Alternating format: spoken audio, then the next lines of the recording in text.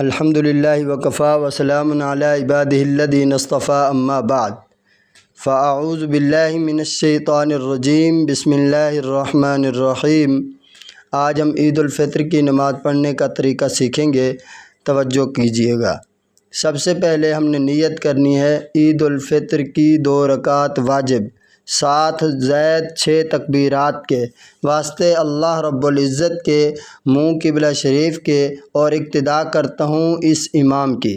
پہلی رکعت اللہ اکبر کہہ کر کانوں تک ہاتھ اٹھا کر باندھ لیں گے، اور امام اور مقتدی دونوں سبحانک اللہم یعنی ثنا پڑھیں گے، اور امام اور مقتدی دونوں اللہ اکبر کہہ کر کانوں تک ہاتھ اٹھا کر چھوڑ دیں گے۔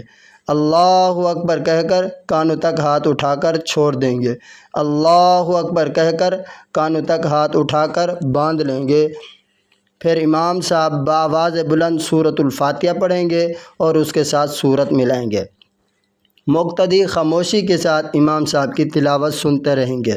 پھر معمول کے مطابق رکوع کریں گے امام صاحب اللہ اکبر کہہ کر، پھر سجدے کریں گے، پھر دوسری رکعت کے لیے کھڑے ہو جائیں گے۔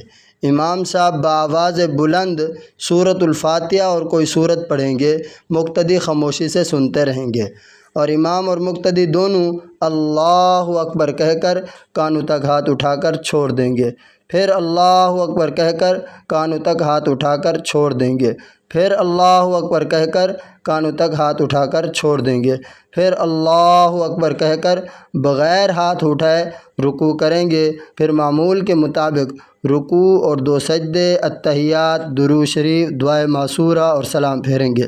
یہی نماز عید الفطر کا طریقہ ہے۔ بار بار اسے سن لیجئے گا تاکہ آپ کو اچھے طریقے سے یاد ہو جائے، پھر کسی کو بتا دیجئے گا۔